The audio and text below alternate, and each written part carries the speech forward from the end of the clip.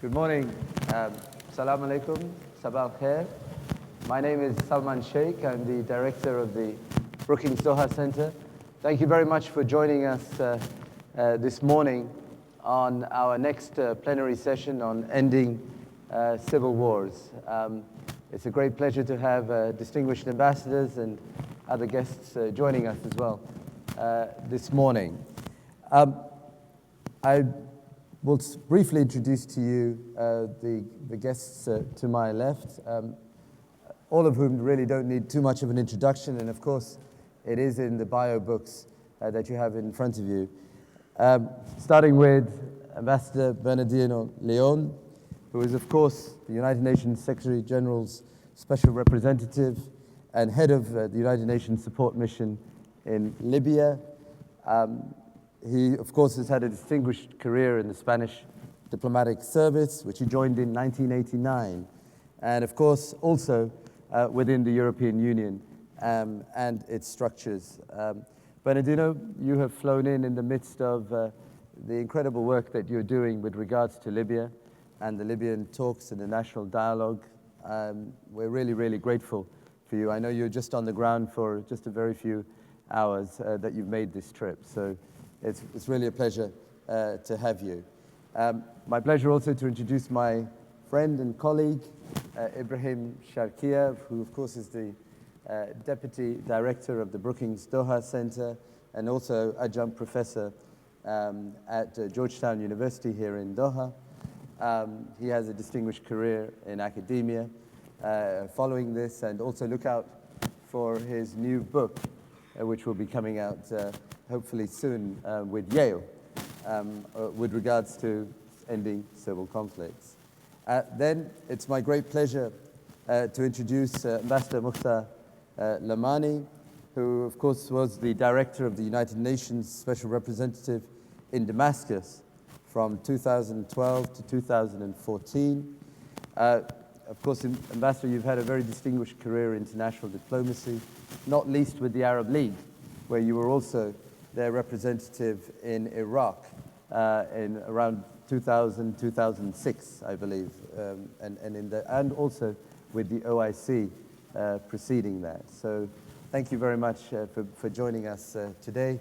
And certainly not least, it's my great pleasure to introduce to you Professor Shibley Telhami, who of course is the Anwar Sadat Professor for Peace and Development at the University of Maryland, and also non-resident senior fellow at the Brookings Institution.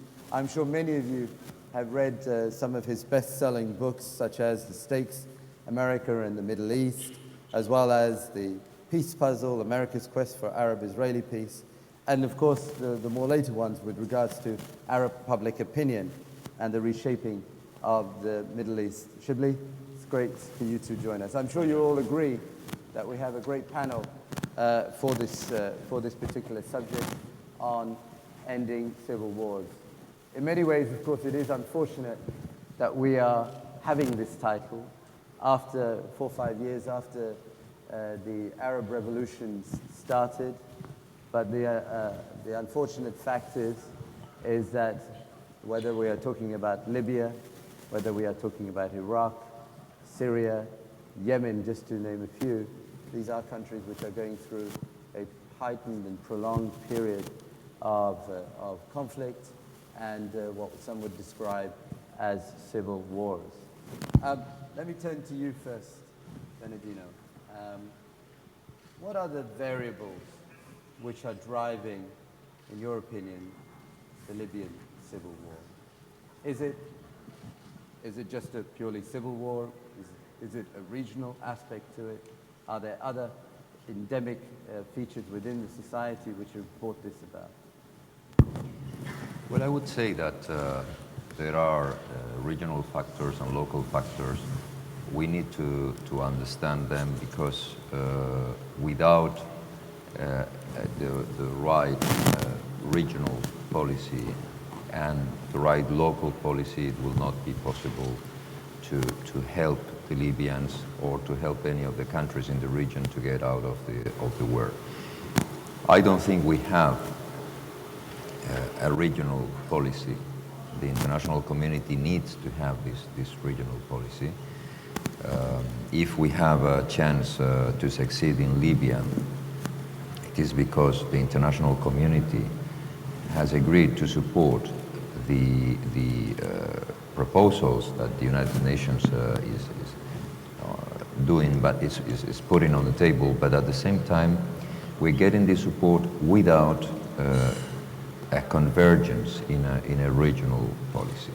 And the situation is so difficult in the region that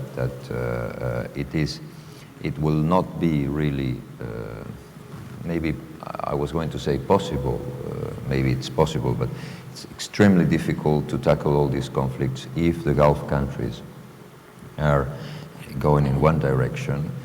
Egypt, Turkey, as the two big Mediterranean actors in the Muslim side are in different positions, and the West is reducing its influence, either because we are not in the best position to use our economies to shape things, or because politically we are in other scenarios, change in politics, etc. So we need this regional policy. We need to understand also what is a joint reason for all these conflicts, which is economic, not so much related to lack of resources. Some rich countries like Libya or Algeria have suffered this conflict, and it has been because of the inequality, because of the bad governance, and this is still the case in Libya today.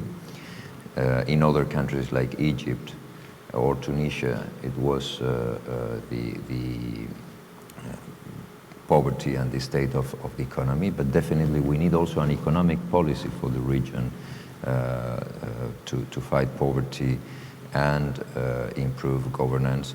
And then, of course, you have all the political causes, but these political causes, the polarization, the differences, etc., this has always been there, and it's not necessarily a factor for conflict. These societies have been living with these different ethnic and religious groups for centuries, and it was never a real problem. So I think this is more of a superficial issue. The real reasons is a power struggle, and we should try to understand these. The Shia-Sunni conflict, I think, is more a power struggle, and they need also to have a regional. But then, of course, you have the local reasons, and the local ones in the case of Libya, some of them goes back in history to tribal conflicts. Some people think that this conflict we are seeing today, where we have Misrata, we have Sintan, we have tribes from the central region, from Ashdabia, from the east, is something that we lived before 1 century ago, and again before that in the 17th century, and that these tribes have been fighting for centuries. Some clans in some of these cities were already fighting in the previous wars and still fight today. There is also a strong difference between the west and the east of Libya. The west, where you have the most of the Islamist forces, is more urban, demographically stronger, bigger. The east is, except Benghazi and maybe Tobruk, Beida, but you don't have big cities. It's a different sociology in the country. And you have the same problem you had in the Egyptian or in the Tunisian revolution. These two groups joined to make the revolution. They had, all of them, a clear sense of against what they were fighting, but they never agreed on what was the project of society they wanted to build together. This will take time. But in the case of Libya, if I have an advantage in Libya, is that the forces are quite balanced. So I think both of them are understanding through this conflict, where nobody can prevail, that there's no military solution. One side will not prevail on the other. What you have in other countries in the region where you have stronger forces and weaker forces, here is quite balanced. And this is important because this will be a strong drive to convince them that they have to join, they have to share power. And this is, at the end of the day, the solution that all groups that are fighting understand that even if one of them temporarily can dominate and can control the situation, but in the long run it is not going to happen. This will not be a stable situation.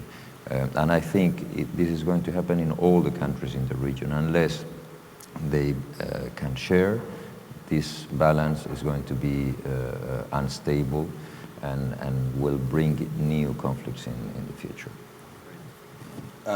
It's nice to know you have some advantage somewhere in terms of the forces at least being balanced and perhaps the homogeneity. I'm tempted to ask you one more question before I go to others, and that, of course, is that later on today you'll be off to Algiers, and you start the talks again. Now, the third draft agreement that you presented was not received well by some of the political parties, particularly Justice and Reconstruction. That's an understatement. So, without getting too much of a scoop, though, please do help us. How is it that you see that these talks can try and bring a more inclusive outcome? Mm-hmm. Well, yes, indeed. We are starting tomorrow in Algeria the meeting of political parties and political leaders. And it's not a secret that two of them, Mr. Belhaj and Mr. Sawan, the leaders of the Justice and Construction Party and the leader of Hasb al-Watan Party, rejected outright in a very strong way the proposal. However, there are nuances between these positions, and from a very strong resistance to the draft, which was not the same. Some people were saying this draft has to be improved, it needs amendments, but still this is the only solution. So an amended draft, some of the elements are very positive. Many people thought that the important part of it, which is the national unity government element, which is the center of gravity of this proposal, was fine. You had another group which don't want an agreement. You have it's not a majority. I believe that the majority of Libyans want an agreement, but there is a minority which is very strong, and no matter what you put on the table, they will reject. They will refuse very strongly. So even in these two personalities that we will meet tomorrow together with other political leaders in Algeria, there are nuances, and it's interesting to see how, for instance, Mr. Sawan, in the last days when problems have started between the GNC and other cities and militias, about local ceasefires, about the importance of continuing in this dialogue or not. Mr. Sawan has very clearly said the political agreement is the only solution, the UN-led process is the only solution, and local ceasefires are important while we can reach a national agreement. Belhaj, I was recently with him. I think he's also moving in this direction. So we'll see tomorrow, but I think what we will insist tomorrow and day after tomorrow with the political parties is that if they refuse, they should come with alternatives, because going back to war is not an alternative, as I said before. So our idea is to discuss how draft number 3 will improve, what will be the essence of draft number 4. We are planning to share with the parties in the coming days. We still don't have but probably by the end of next week, and hopefully we will get their support to go ahead. Great, thank you. very much. Dr. Sharqieh, again, similar question to you in terms of, now you've done a broad sweep of these civil conflicts, not least for your book just now. What are the variables? And does the solution lie bottom up, or is it top down in terms of the regional and international environment? Or I suspect you may say both, but what would you say? Thank you, Salman. Well, let me begin with Yemen and touch on the driving mechanisms for the civil war there. And to answer your question on the driving mechanisms. And let me begin actually with what's not a driving mechanism, which is it's always discussed in these debates about sectarianism in Yemen. Sectarianism has been a subject that's been, or a factor that's been discussed widely. That in Yemen it's sectarianism, and that's the cause, or one of the causes of the conflict. In my view, it's not. Sectarianism is not a driving force for the civil war in Yemen. Though actually the conflict now that is causing some sectarian tension. So historically, Zaydis and Sunni Shafi'i in Yemen have lived and worked together and mixed very well together without really showing any degrees of differences on the level of sectarianism. Now, the additional factor, or the real driving forces behind the current tension has unfortunately caused some harm to this sectarian accommodation, or the sectarian level there. What's happening in Yemen now in terms of driving forces, it's still a continuation of the 2011 revolution or uprising, plus few additional factors. So this is still a revolution, counter-revolution type of uprising, or in Yemen, where you have the regional, where you have the forces, the local forces, still demanding the implementation of the National Dialogue Conference in order to achieve or to address the historical reasons that existed in Yemen. The call for change, development, freedom, good governance, all the factors that existed in 2011, they are still there. And they're expressed in the National Dialogue Conference and I think we will talk about this. The UN did an impressive job in terms of managing the national dialogue there. Later, there are some other concerns, we can talk about them. But in terms of the national dialogue, I think the UN did a great job of managing and dealing with the national dialogue. So you have the factors or the driving mechanisms that existed in 2011. They're still in force, they're still at play, and they're still driving the tension today in Yemen. And you have also, in addition, a counter-revolution, a response from Ali Abdullah Saleh, that's trying to respond to the reasons or the causes that led to his defeat in 2011, in particular responding to the Al-Ahmar family, Al-Ahmar tribe, responding to the Islah role in the uprising, responding to the youth, to respond to a wide variety of reasons. Now, in addition, we have also to recognize that there has something about the Houthis agenda in Yemen, and what are the Houthis are trying to achieve in Yemen. And this is something I touch on also in my upcoming book. That caused one of the major reasons of the tension in Yemen. What are the Houthis are trying to achieve? And this, I told this actually in my conversation to a number of Houthis representatives, that this kind of confusion in the agenda and confusion of the objectives, what are the Houthis are trying to achieve, leaves the door wide open about wide variety of speculations, whether reviving the imama, that existed back in the 20th century, or about actually some aspirations or demands even in Saudi Arabia, some territorial disputes in Saudi Arabia, some control of the political parties, the other political parties in Yemen. So there is something about this confusion that no one knows where to draw the line of what the Houthis are trying to achieve. So this has exacerbated the tension, and this is something that we experienced after the 2011 revolution, where the Houthis were part of the revolution. But now they're a major driving force behind the current tension, and how this is leading or connecting to other factors.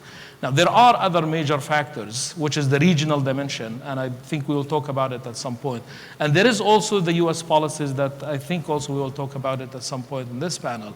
But also to touch on the other part of your question, the solution is first and foremost is domestic. The solution will have to come from within. There are other major forces that are at play, and we cannot assume that these civil wars, whether in Libya, Yemen, Syria, Iraq, that are operating in vacuum. They're interacting with the region, and the region is responding. And there is also U.S. dimension that exacerbating the tension in a number of them. And again, we'll talk about that later. So first and foremost, the solution will have to come from within, and then you need to involve the region at some point. Great. Thank you. Can you hear me? Thank you very much. Yes, thank you.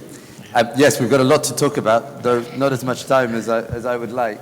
Let me just say, by the way, that this welcome to everyone who's watching this on live stream on the webcast, and also you can all send in your Twitter comments on at U.S Islam 15.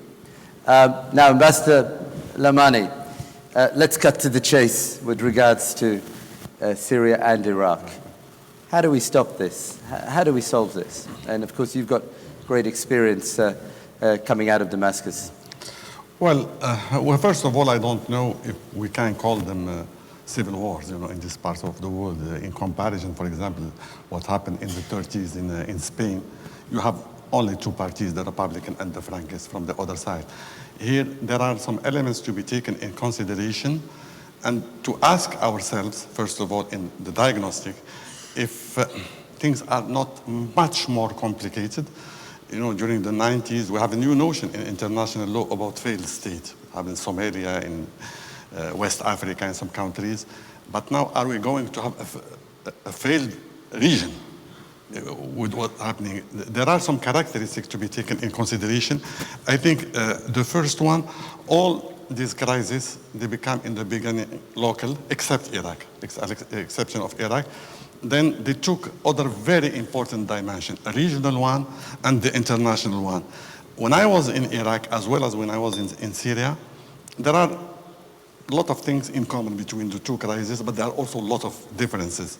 The most shocking things as characteristic in common between the two crises, the first one is the huge fragmentation, which ended by taking a social dimension, not only a political dimension, strongly fragmented. Then another characteristic, which is the very high level of mistrust between I'm talking about the local actors in both countries. They don't even make a difference between dialogue and negotiation. They don't dialogue, don't talk to each other. When you are talking with different parties, I remember when I was in Iraq, in 2006, 2007, the first 4 months, I was just listening. I divided the Iraqi in politician, tribes, religious leaders, intellectuals, just listening, try to understand. It was like if they're coming from totally different countries. The same in Syria. In Syria, when I used to go outside or also to attend Geneva, I was so shocked. Sometimes I had the impression like if they are not talking about the country I'm coming from. Because everybody is talking about the government, the opposition. First of all, to be correct, there's nothing called the opposition. You have to add an S to be accurate. Oppositions.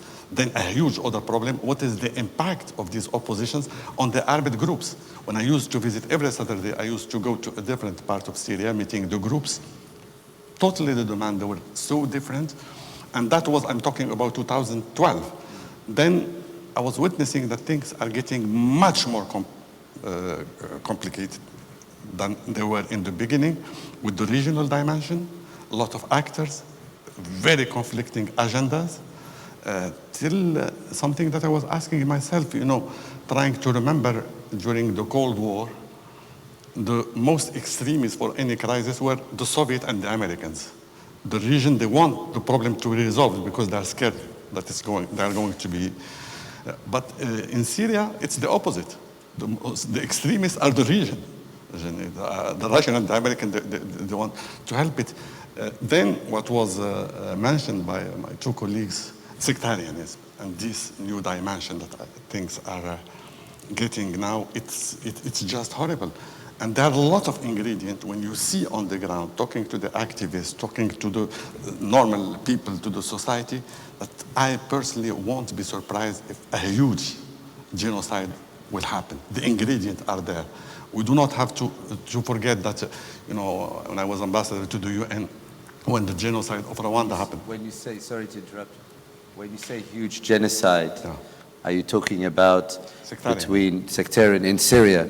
Yes. Are you talking about between Alawis and Sunnis? Sunni, Is that the main concern? Yes, because you are witnessing on a daily basis something which is very scary. I have some local staff in Damascus asking me, you know, can you help us? Can the UN help us? Because we are thinking to move from this suburb to the other suburb. I said, why? No, because we don't feel comfortable because we are a minority there. While I used to visit Syria since the early 80s, I have a lot of friends. I never knew who is Christian or Muslim or Alawite or whatever. They didn't have this kind of problem. Now they are there. They are strongly there. You hear a lot of stories. Sometimes it's very hard to verify that an order was given to the pilot who are bombing, you know, some areas, that should be no Sunni pilot. They're afraid he's going to, the villages that are bombed are all of them Sunni. So behind the scene, you hear a lot of stories. Even a lot of people, I have some staff, they told me, you know, if we are going to marry, we have to find a girl or a boy from my own sect. They didn't know that. So there are a lot of ingredients. And it reminded me during the time of Boutros Ghali, when Rwanda genocide happened, the international community was taken by surprise. It happened again during the time of Kofi Annan in Bosnia.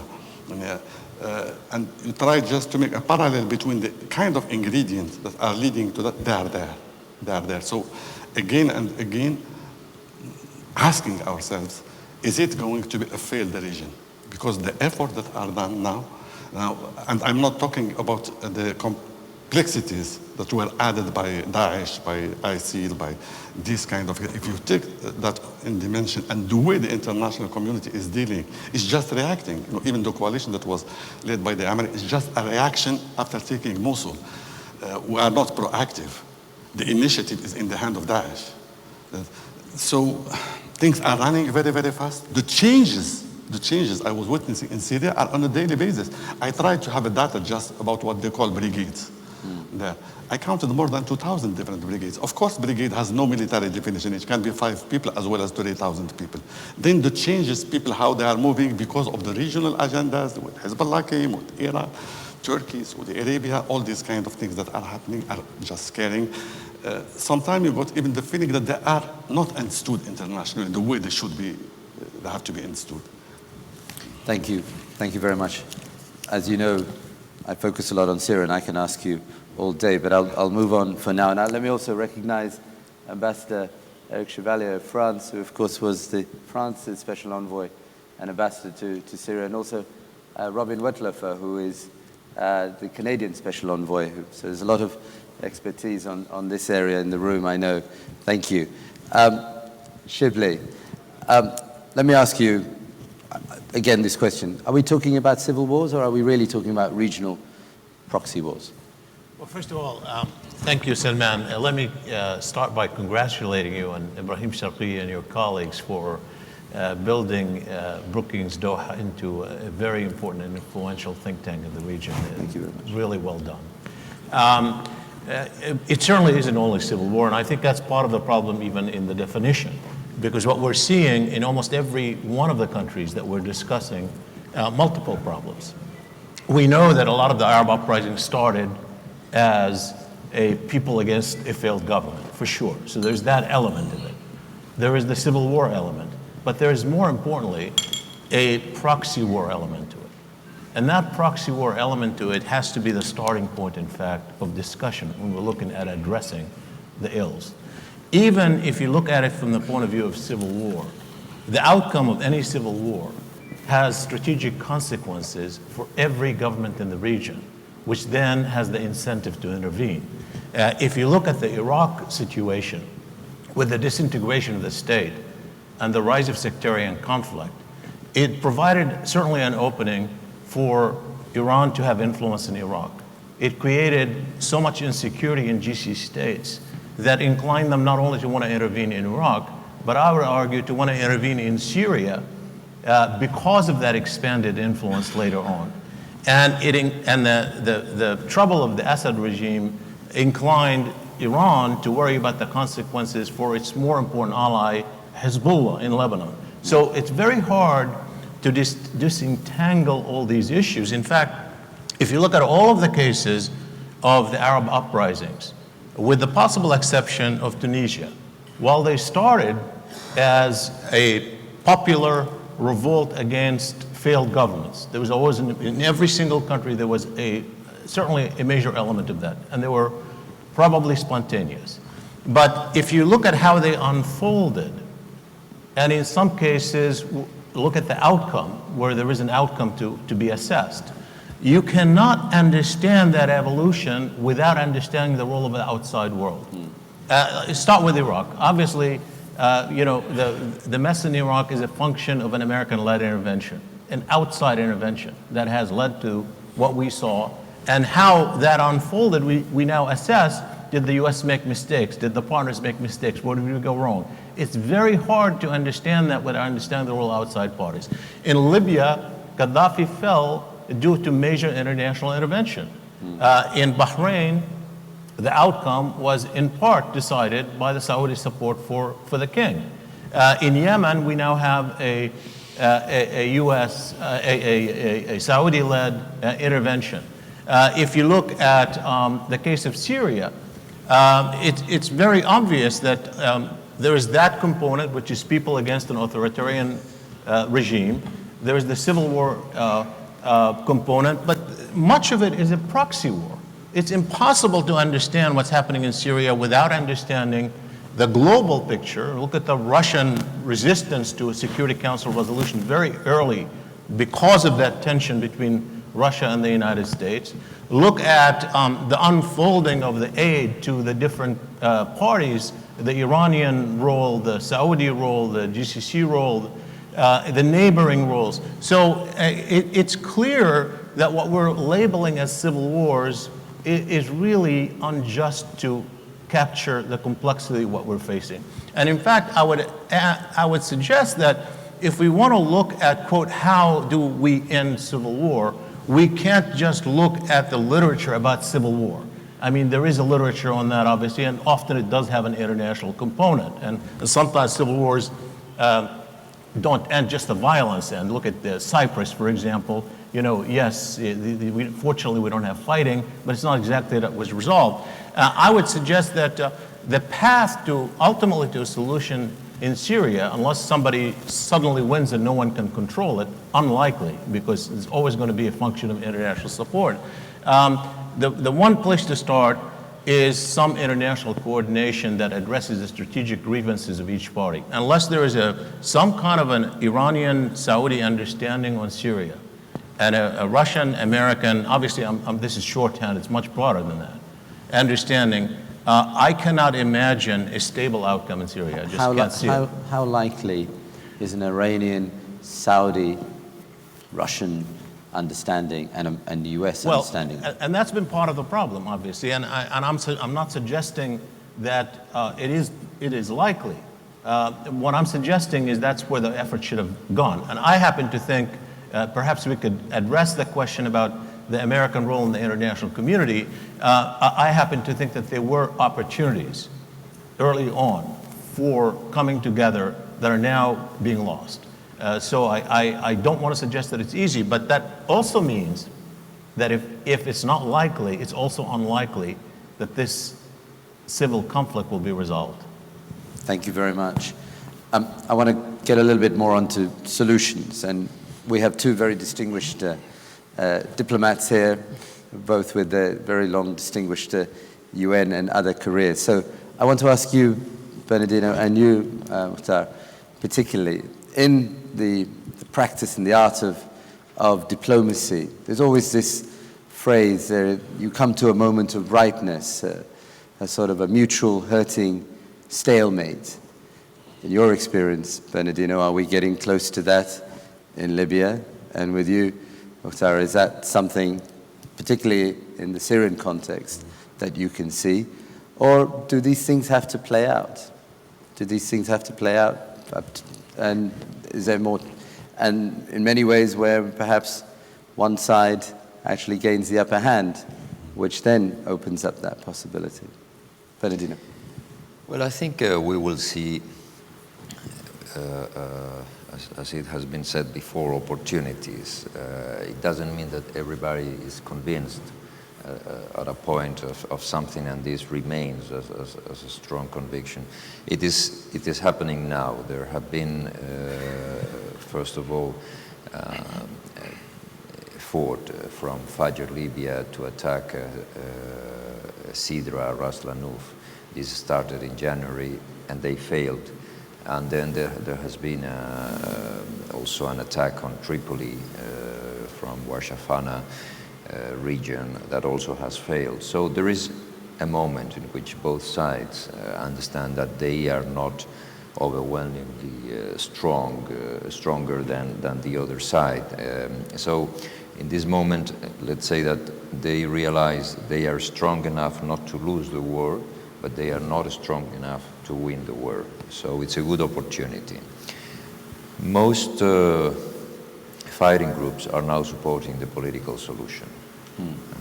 So if you read the statement made by the Misrata militias, Halbouz, 166, and the other the militias that represent maybe 75% of Fajr Libya, they were very clear: we are for the political solution. This cannot continue this way.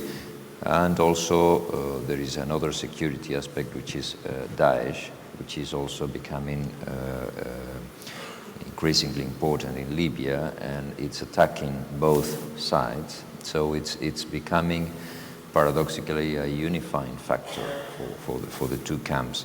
And this is interesting because it's creating a new polarization, which shows that in Libya, conversely to other conflicts in the region, the social, religious, ethnic differences are not so big. These are tribal differences, but these tribes are quite homogeneous in Libya. They don't have different religions or different sects, or many of them are even relatives.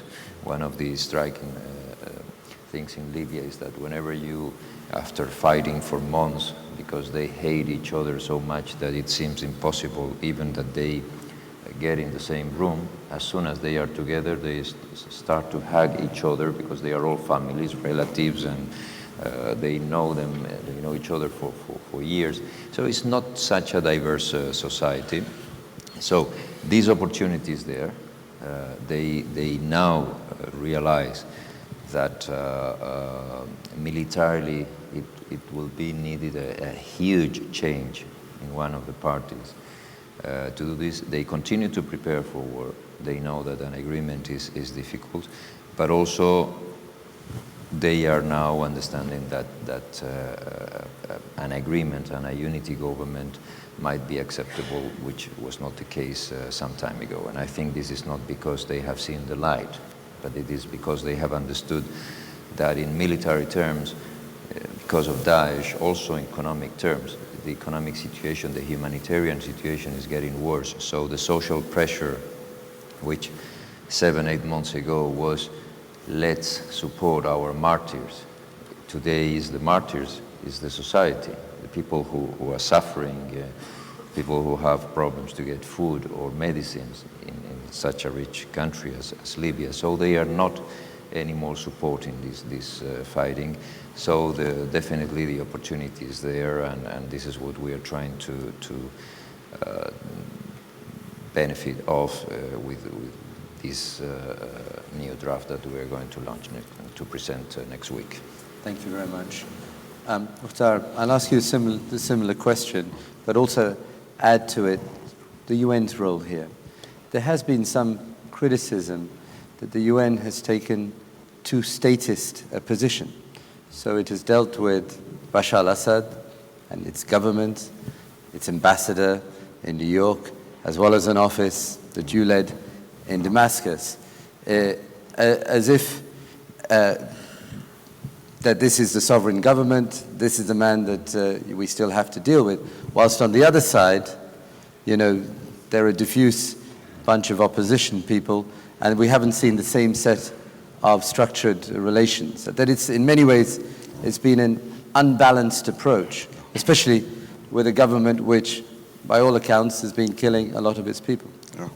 Well, let me mention one thing. You know, even if there are similarities between Iraq and Syria, there are a lot of differences. And talking about how to end the crisis in Iraq, one of the things that was a total failure done by the Iraqi and also by the international community when they went to Iraq is to succeed a real inclusive national reconciliation. It didn't happen in Iraq, and it's not happening. And lots of people sometimes they are shocked. You know, we did a lot of efforts in Iraq. I said, no, because don't forget, after the occupation, the Iraqi society was divided in two major groups. Iraqis who accepted to have a political process under occupation, and the other Iraqis refusing to do anything under occupation. So the political process immediately after, and the way with the mistake that was done, Shia, Sunni, Kurds, they had a lot of problems from the beginning. And all effort was within only this group. The other groups that they were having arms and everything, they were not included at all, except the conference we held in Cairo in 1995 about national reconciliation. That was the only beginning, and it ended at that moment. And this is why it explained even some shocking things. If you see, for example, it was mentioned about ISIL. ISIL in Iraq and Syria, it's the same organization. But we have to ask ourselves, why in Iraq, the members of ISIL, the combatants of ISIL, more than 75% are Iraqis, while in Syria, less than 20% are Syrians? Because of these differences, because in Iraq, in 6 provinces, people suffered so much from the sectarian government of Maliki that the people were looking for anything just to end the situation. I remember some contacts that I had in this part, especially in Mosul. They never saw the Iraqi army as a national army. For them, it was an occupying army. The members were coming from militia, extremist militia. Then the failure of the awakening forces, 120,000, even when they defeated Al-Qaeda in 2007, 2008, for Maliki, there were 120,000 Sunni, and there's no way to include them. So the very urgent thing to have in Iraq, the Iraqi themselves, they cannot do it alone. They have to be helped, a real inclusive national reconciliation. Syria, it's different. It's different. You know, when I went to Iraq, there was no government. You know, it was dismissed by Bremer. It was a total chaos. It was a total different situation. Syria, it's a different situation. It reminded me even what Ibn Khaldun said centuries ago about the asabi, the difference in the mentality. Even if the society in Iraq are known for brutality, for me, Syria was much more complex than Iraq. And it is. Because they can do everything in a very cynical way to play the game. It's a game. It's a game. You know, in Iraq, at least the example, the green zone, it's very clear. You have a fence and you have to go inside. In Damascus, there's a green zone.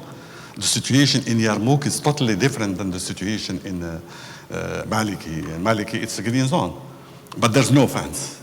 This is the fahlawa, what we call in Arabic, the sham way of doing things.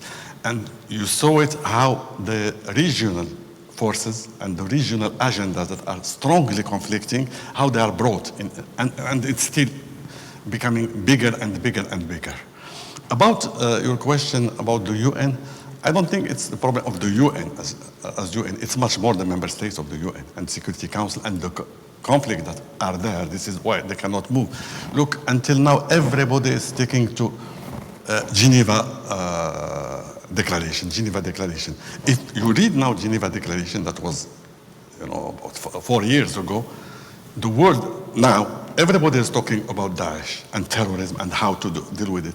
In this document, there's no mention to terrorism at that time. It's not even updated to the current situation, because still a lot of work has to be done. And at the same time, at the 3 levels, locally, regionally, and internationally. If we don't adopt this approach, it's going to continue maybe even for decades, if we will still have a country called Syria. But let me just challenge you a little bit more. Shouldn't the UN, including its envoy and the Secretary General, be doing much more and saying much more about the actions of the Assad regime than they have done, whilst pursuing a diplomatic solution? Well, I think there are a lot of things to be done, not only by the Secretary General, by everybody. If you see even the approach that was done about Geneva, especially the Russian and the American conception. At one moment, they had so many problems to convince, because Geneva, they were, from the government side, they were civil servants. They have no mandate to talk, and from the other side, they were not representative at all. The poor guys, they were victims, because they were told in Marrakesh, you are recognized by 154 countries like the representative of the Syrian people, and they were waiting to come with tanks, American tanks, to take the power. It didn't happen that way. And what is the impact on the realities on the ground? So with the problem, just to convince these people to bring them to Geneva, in reality, Geneva, it became an objective instead of being a tool. Let's have Geneva, then we will see. This is why things are not moving. So I think the responsibility is shared. And also the complexities on the ground. It's very, very complex country. Thank you very much. Shibley and Ibrahim, let's talk about the US role here. Whether we are talking about Syria and Iraq in particular, but also in the context of other conflicts. So Libya, the US pulled back too quickly, wasn't interested enough. What should have been the US role? And let's also look forward a bit in terms of what should the administration be doing now with regards to these very complex situations. I'll start with you, Shibley, and then we'll come to you. Well, let's first of all start with the American role broadly, not just focus on the Obama administration. I say that because I happen to think that the original sin of instability here was the 2003 Iraq War. And we're still witnessing the impact. That's not the only issue, because the Arab uprisings are not a function necessarily directly of the Iraq War. I don't think Daesh would have been born had it not been for the Iraq War. So let's start with that assumption, not put it on this administration, because that's something that we're all grappling with. It set a chain of events that are very, very difficult to intervene, number one. Number two, even regardless of that, I think much of what happened, and certainly what's happening in the Arab world in particular, isn't certainly the doing of this administration or even the prior administration beyond the Iraq War. I think the administration was instinctively right to think that the chain of events that started with Tunisia, went through Egypt, weren't ultimately about the U.S., and the U.S. should not have been the primary driver in the way these events have unfolded. That was an instinct of the administration, and I think it was the right instinct. I think there were a couple of issues that had to do particularly with Syria and probably with Iraq that were a problem for the administration. If I'm making an evaluation, as I've been writing on American foreign policy, and I probably will make an evaluation of this chapter of the Obama administration. If you look at it in terms of where the administration could have done better, first is I think they had two different interpretations of history, and they never caught up. The president arrived mostly as a realist president. He wasn't one who would jump on the bandwagon of public opinion. When the events unfolded in Tunisia and Egypt, he really went with what he thought was the move of history with the popular uprisings. And then obviously with all of the setbacks, there was a return to realism, and there was always this tension between where is he? How do you draw this balance between what the people want and the reality that you have to deal with governments? On diplomatic and political intervention, I think the president himself, I believe, came to office saying, I want to get out of Iraq. Remember, this is part of the reason why he succeeded being opponent of the Iraq war. And I don't want the United States to get engaged in another war in the Middle East. Those are two axioms that I think he wanted to leave with. And in that sense, that has framed his options and limited his options. But one thing we don't really take into account more seriously is that from the point of view of the Obama administration, the fear for not being dragged into a war, the most realistic fear had to do with the Iran issue, particularly when the Israelis raised the stake on the Iran issue. So if you go back to 2012, just in the election year of the United States, if you were sitting in the place of the President of the United States, you say, what is the thing that could take me to war in the US, in the Middle East? I don't want to go there. And that is the Iran issue. And so because the Israelis raised the stake and called it an existential issue.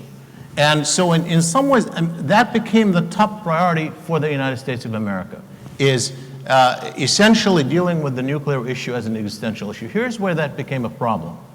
It became a problem because it becomes the top priority for the administration. And with it, as the issue was to prevent Iran from acquiring nuclear weapons peacefully, it became easier for the president to decouple this issue from all the other issues. The Saudis and the Gulf states and everyone else in the region isn't so much worried about nuclear Iran. They are worried about nuclear Iran. They don't want it. But they're worried about the reach of Iran, the meddling of Iran, the empowerment of Iran. That's what they're worried about, in Iraq and Syria in particular. I think they acquiesced in some ways in that strategy.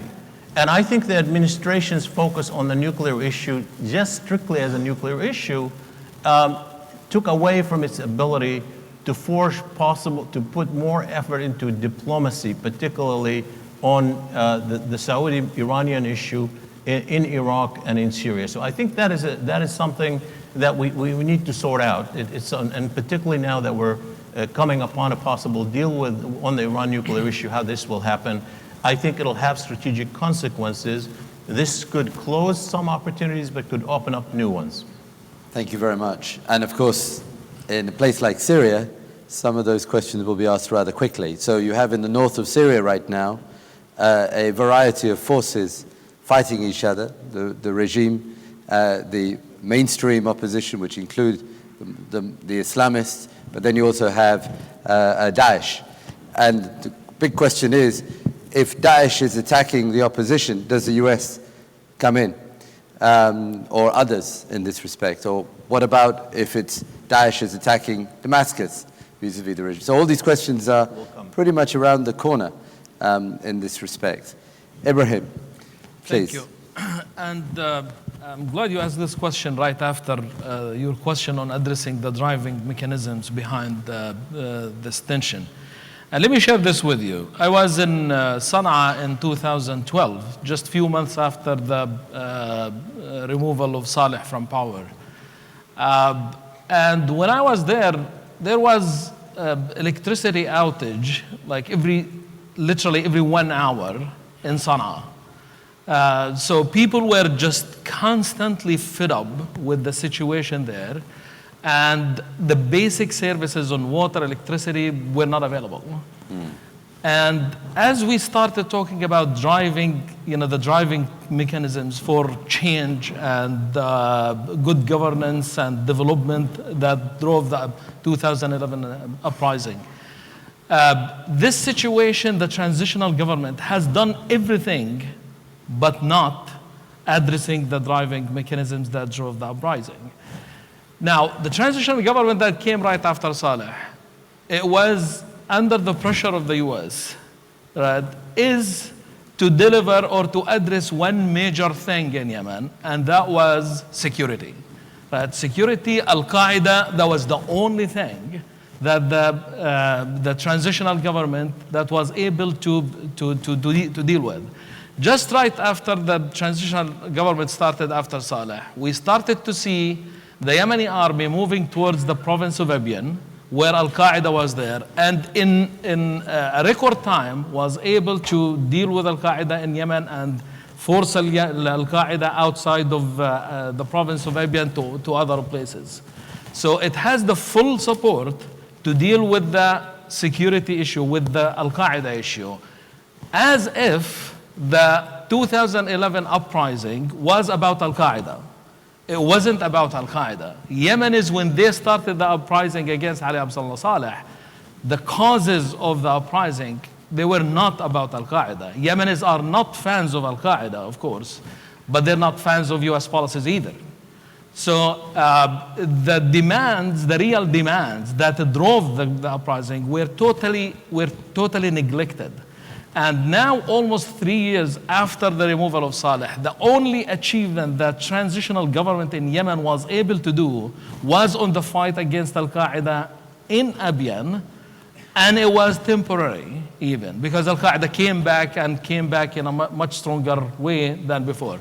But in terms of the driving forces of the tension, they were not at all addressed. And that was the agenda that the sponsoring of the transition, mainly with the US pressure on prioritizing Al-Qaeda over electricity, that was every single Yemeni was irritated by this basic services issues, were totally ignored. So this is how, as one example of how US policies are actually contributing. They're not the causes. There are many domestic causes, so I'm not blaming the US for everything. But this is how the US policies are contributing as a cause or to exacerbation of the civil wars or the tension in the region.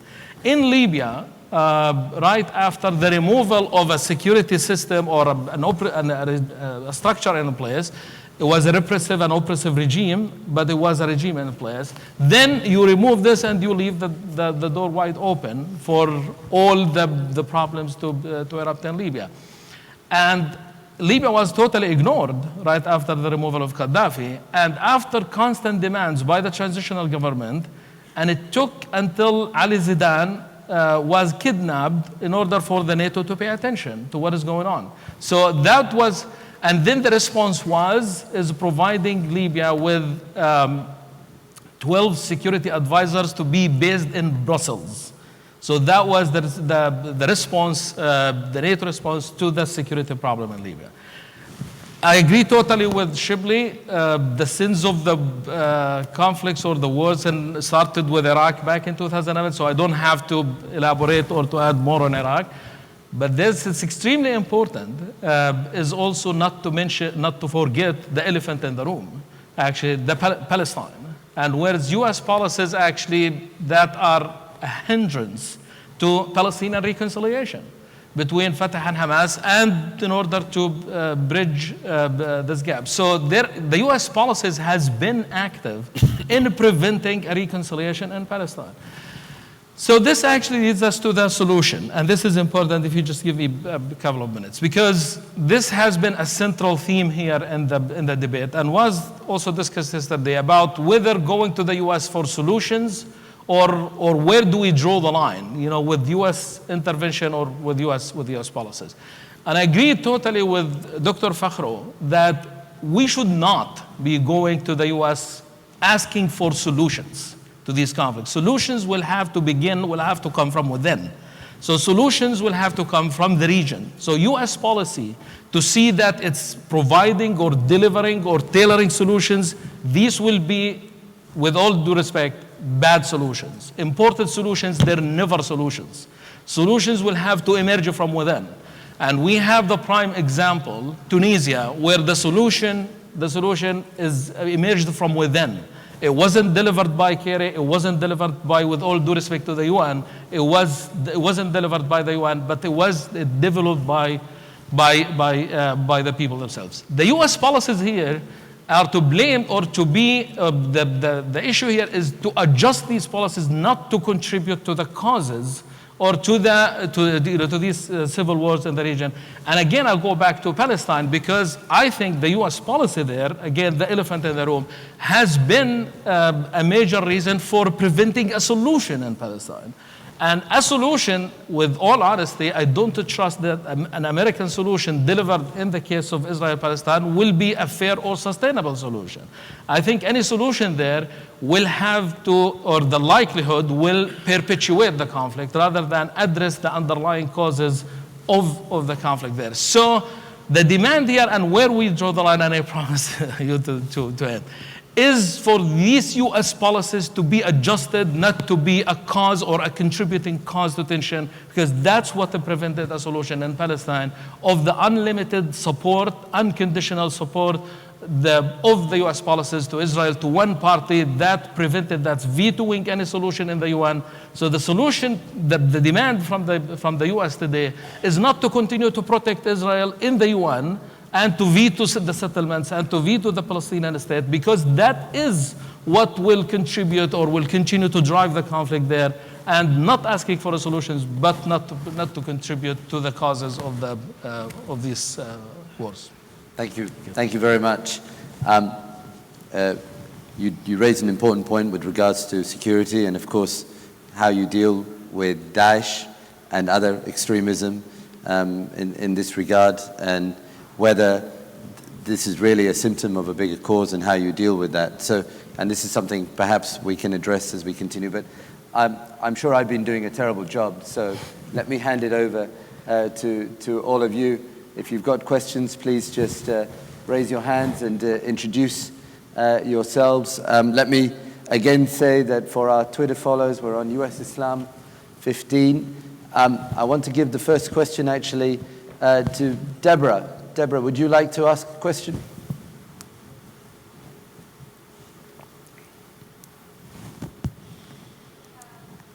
You've given very little hope on Syria and no roadmap that I hear from any of you. Do you think that it's then possible that we will have sort of a chaotic resolution, that as we watch the rebels get stronger, certainly in the north, that Damascus responds to that, and there's no way to have a solution that's controlled by anybody? And that certainly is not an outcome that anybody in the region wants. As you're watching it, do you see it moving towards an uncontrolled resolution? And what I mean is, it's possible that the government in Damascus feels threatened enough that they move, to Latakia. There's scenarios that I can think of, but I just wanted to know if you think that there could be an outcome that actually is worse than what we're seeing now. Thank you. I'll take a couple more questions. The lady in the middle.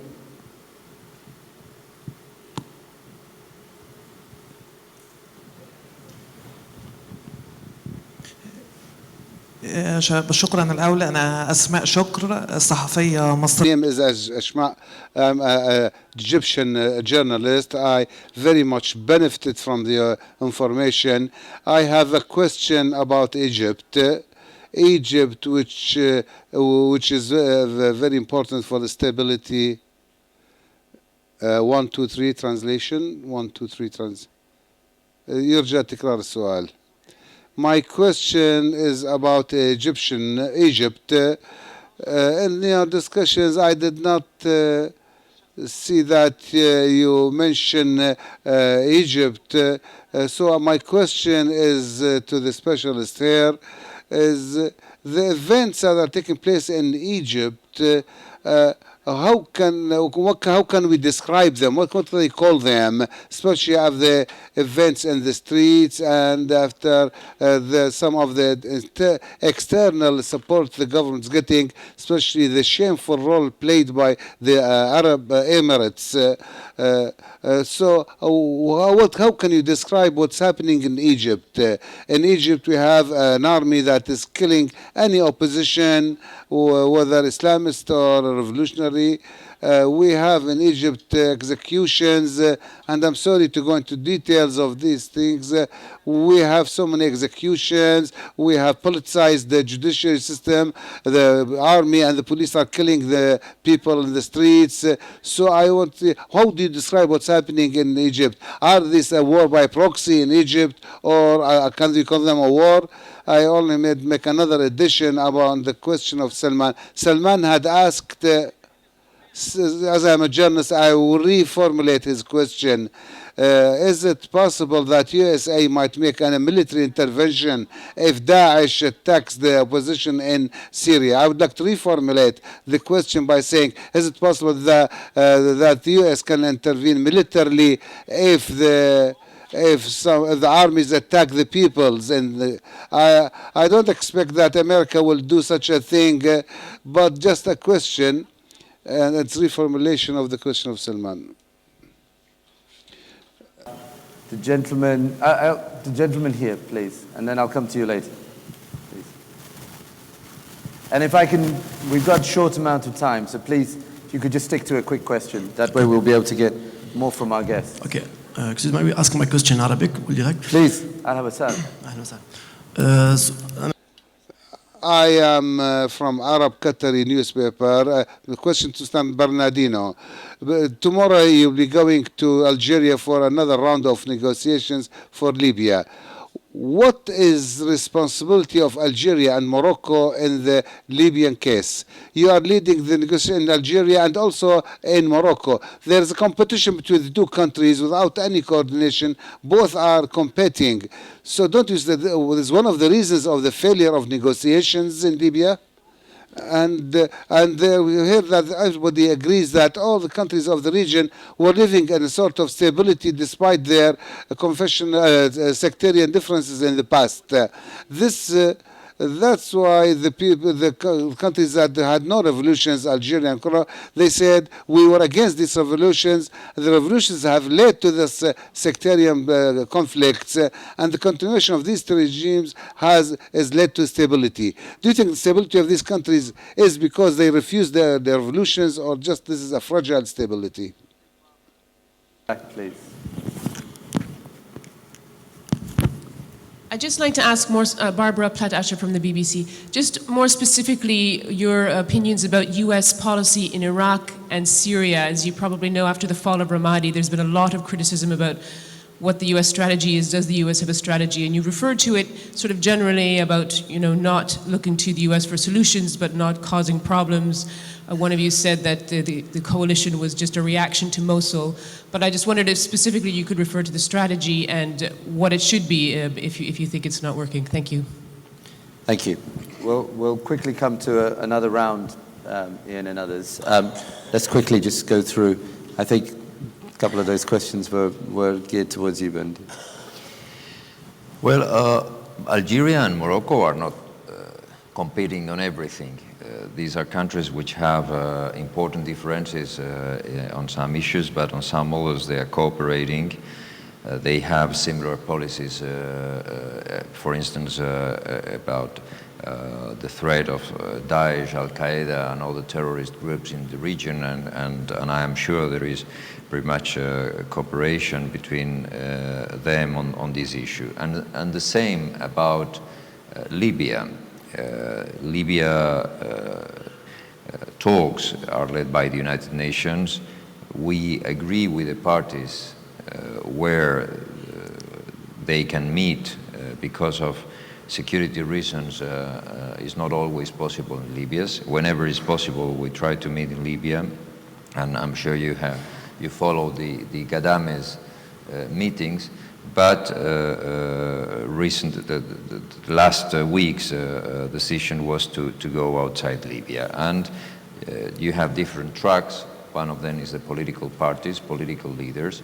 It is important for the UN that the political parties are part of this process because in this specific, very weak political culture that exists in Libya, because Gaddafi regime destroyed the political culture of the Libyans in general. So they have been blamed, and so we wanted to have strong participation of political parties, and this is why we have this group in Algeria. And we have in Morocco a different group, which is MPs, which is the two competing parliaments, and both are progressing in parallel, same as the security track, same as the tribes. The tribes are meeting in Egypt. We didn't organize the tribal meeting yet, because it's really one of the big challenges we have in Libya, these different tribal groupings and organizations. But all these countries are supporting the dialogue. All of them are part of the dialogue, and this makes the dialogue stronger, not weaker. It is very important that all neighbors and all regional organizations, all key regional actors, all of them are supporting what we are trying to do. So no competition here, but cooperation. Your second question was, I forgot the second question. Sectarianism, but we can move on. We can go back. Yeah. Syria, Mokhtar. Yes. You're talking about an uncontrolled situation and resolution, which I think is a distinct possibility if there really are no more concerted, joined-up efforts here. No. According to the question of Deborah, I think what we are living now, it's much more a situation of twisting arms between regional forces. From one side, of course, you have Saudi Arabia, Turkey, and Qatar. And from the other side, you have Iran, which is, after the advances at one moment by Hezbollah in some areas, especially after Al-Qusayr, what happened in Qalamun, in some areas, I remember, the people of the regime in Syria, when you talk to them, they were talking like if they were in a rocking chair. We won. That was not the case. Now we are living the other side. Unless there's some kind of agreement and some kind of work and some kind of effort, it has to be done again and again at the three level, local, regional, and international. Nothing can happen except, getting in more and more complicated situation. What was mentioned, the other question, about Daesh in Syria and in Iraq, if you see the way ISIL is doing, this is a new generation of Al-Qaeda. It's like, during the communism era between the Soviet vision and Mao Zedong vision, if you see their literature, what they are approaching to Ayman Zawahiri and to the others, that they are in their case somewhere between Afghanistan and Pakistan. The Khilafah didn't happen, a lot of things. And now, in a way, they are implementing what was said about 10 years ago in the book written by someone, he called himself Abu Bakr Naji, Idarat Tawahush. I think it was even translated to English on their website, the management of savagery. The three steps that should be done. This is what we are living now with these people. I use the word reaction, yes, because I think the international community should be proactive. Now, since June 2014, the initiative is in the hand of Daesh. And you are not fighting a regular army. They can adapt, they can hide in area of civilian. They are using a lot of technology. If you see the film, the movie that was done for the way they burned the Jordanian pilot or the 11 Coptic Egyptian, you can think it was done in Hollywood. A lot of professionalism in these guys, and they appear somewhere, so they are bombing, and we know no war in history was won from the air. And what you are giving to the people on the ground, it's very bad choice, especially talking about Iraq. You are counting on very sectarian militia. A lot of people, they think sometimes these militia, they are as dangerous as Daesh. And we saw what happened just yesterday in, what happened before in Tikrit and now in Ramadi. So until now, they are not the appropriate serious proposal to resolve this question. Okay. I'm going to come back to all of you, but we have just 5 minutes. So let me just take another question, and then I'll let you address this question. Because Bernardino, I know you know, but just to let everyone else know, you have to get back on a plane very quickly. So we'll have to finish on time. But I do want to take another question or two. I'll take Ian, and then I'll take the lady in front. But please, if we want them to just answer, we'll need to be very, very brief, please.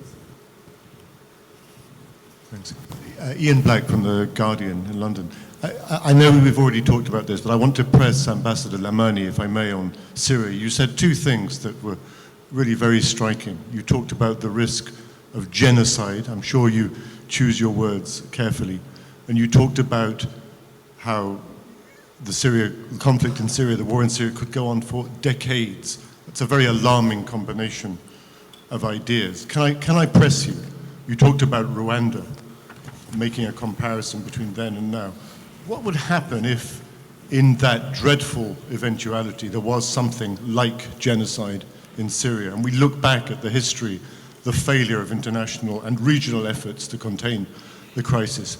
Would even that, in the light of what happened in August 2013 with the chemical warfare attacks, would even that darkest of possibilities make any difference, do you think, to responses to the crisis? Thank you. I agree with you, by the way. I think we're looking at a mass atrocity event in Syria, probably not, if not weeks, months from now, and what the international community and what we're able to do to prevent it, be very good to hear. I'll take the lady here at the front. Sorry, sir, I'll buy you a coffee afterwards, if you don't mind. Just a quick question, please. I'm Sam Al-Kitbi from UAE. My question to Ibrahim, but first let me just have a comment that there's something between the three cases, Iraq and Syria and Yemen. The regional player is Iran. Now it is part of the solution and part also of the problem. Ibrahim, you spoke about the sectarian issue, that it wasn't a sectarian issue, but actually in the Houthis, who turned the issue to sectarian was the regional role played by Iran. If you can please elaborate on this issue. Thank you. We'll start with Shibley, and we'll quickly, if I could ask you to be brief. Let me start, since the lady asked about Egypt, and we really didn't discuss Egypt, just to address that a little bit here. I think from the American point of view, obviously, it's not that the administration is not aware of the contradiction in Egypt. They're very much aware of the contradiction. That's been evident in the way they've designed policy, and you can see it from the statements. It is that Egypt right now is not a top priority for the United States of America. This administration has only a year and a half to go. And when you look at their top priorities to make the Iran deal and deal with that, they've got Syria and they've got Iraq, and then they've got a looming crisis potentially with Israel. And so the Egypt issue, number one, the administration feels they can't really resolve that domestically. Number two, Egypt's still an important country regardless of what happens, and they need to have the levers to deal with the other priorities. And therefore, they live with the contradictions. I mean, I don't think that's likely to be resolved unless there's some, horrific set of events, but it's not likely to be resolved. Now, I just want to make a couple of comments, particularly about the American role in Iraq and Syria. I think with response to Ibrahim early on American intervention in Syria, obviously, if there's a genocide looming, I think I could see the possibility of intervention for sure. I don't think that's the American assessment. I think there's still contradiction in the American position, because I think at some point, particularly with regard to the chemical weapons, when the restraint on the administration wasn't just public opinion, it was public opinion. The American public doesn't want to intervene, doesn't want to send ground forces to Syria, and the president found that out. But there was also an assessment in the national security establishment of the United States that what's standing between Daesh and control of Daesh and other groups and Syria was the Syrian army. So on the one hand, they want Assad removed. On the other hand, they don't want to really take action to weaken the Syrian army. And right now, that was predicated on the assumption the Syrian army can stand on its own, and then somehow you can create a political deal. You could use lever between the groups. What happens if the Syrian army starts disintegrating? I don't think the U.S. has a strategy for it, and so far that's not the case. In Iraq, though, I think one of the things that we have to remember, yes, American strategy failed, but remember what the U.S. did. I mean, the U.S. has invested more energy and people and soldiers' lives and money, certainly on the money, than any other state ever spent on another state in the history of the world. And it still failed. American military is strong enough to win any battle against anybody, but they can lose the war in Iraq. So the answer isn't military. Now, so is there an answer? Well, look at the Ramadi case, okay? I know that people were critical of the Secretary of Defense's statement that the Iraqi army didn't show the will to fight. And there was a little backtracking. But look at it in reality. The Iraqi army essentially acknowledged that. How did they acknowledge? The Iraqi government essentially acknowledged it. How does it acknowledge that? It acknowledges that when they mobilize the people to fight, they can't mobilize Iraqis. They have to mobilize Shia. So you say, Labbika ya Ali. In essence, putting forth a sectarian form to mobilize the soldiers to deal with the sectarian problem which fuels it. That's out of the control of the U.S. Thank you. Thank you very much. Mokhtar.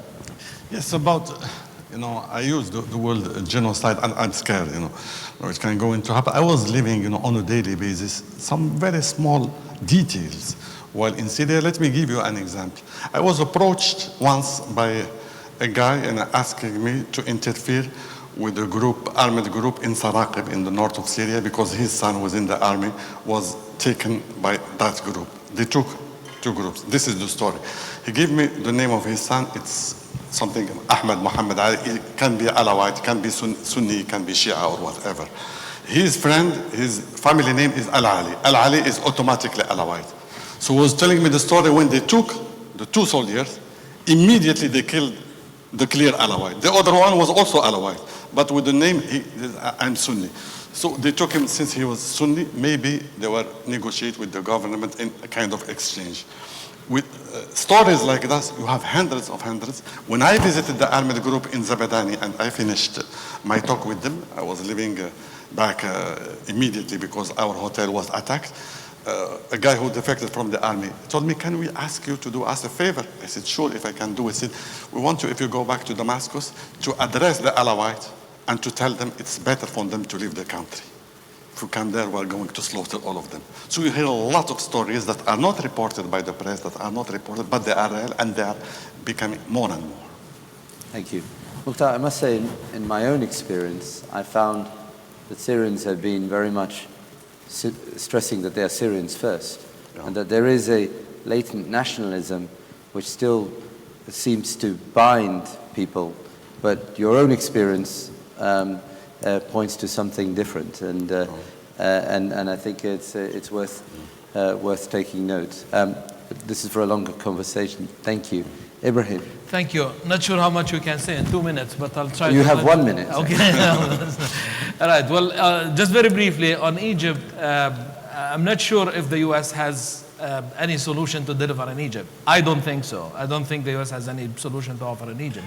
So the the solution is first and foremost is Egyptian. The U.S. can't intervene militarily in Egypt. Cutting aid will make things worse. Cutting diplomatic relations will make things worse as well. So it has to come from within the Egyptians themselves.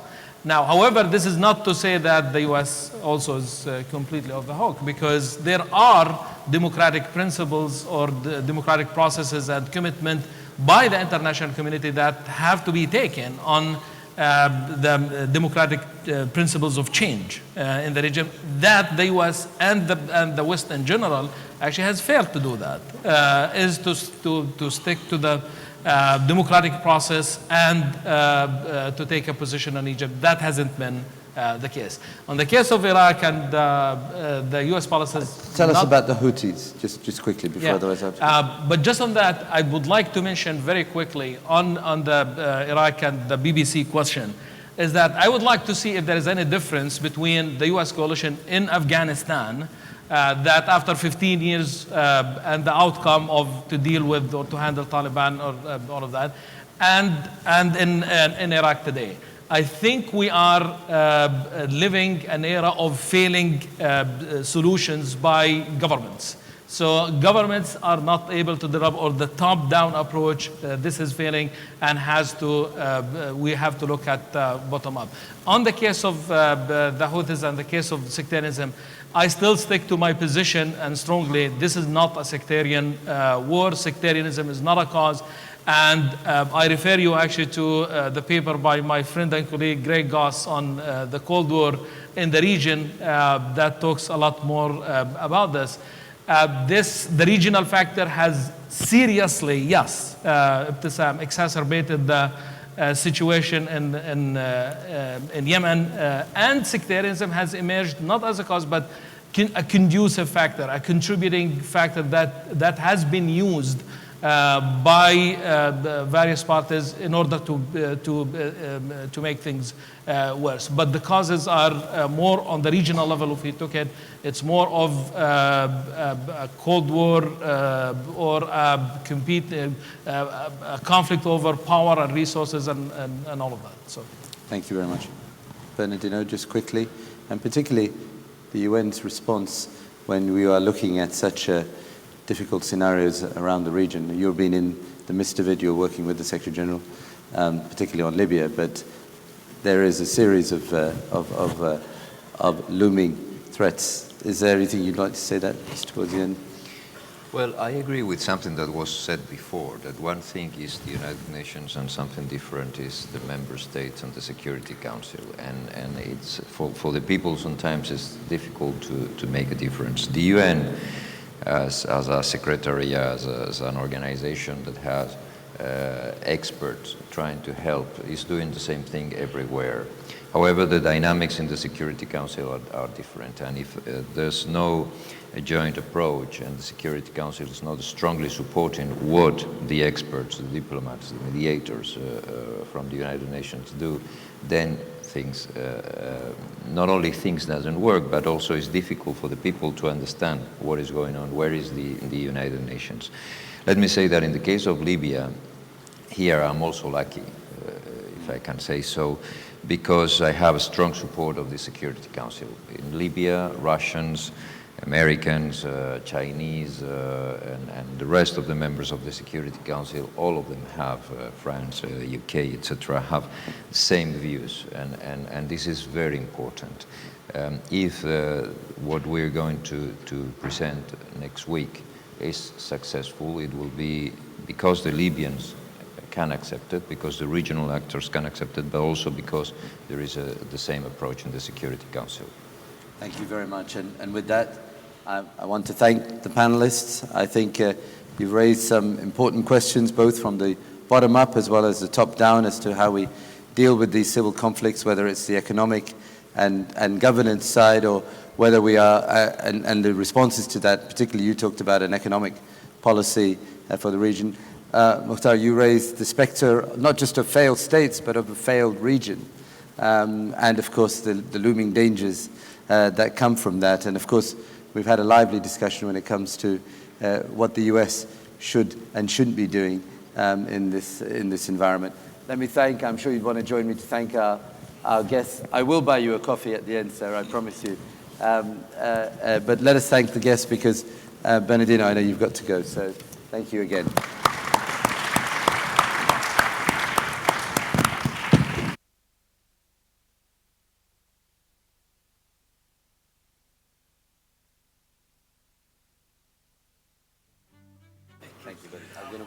Reconvene for the public session at 2:15.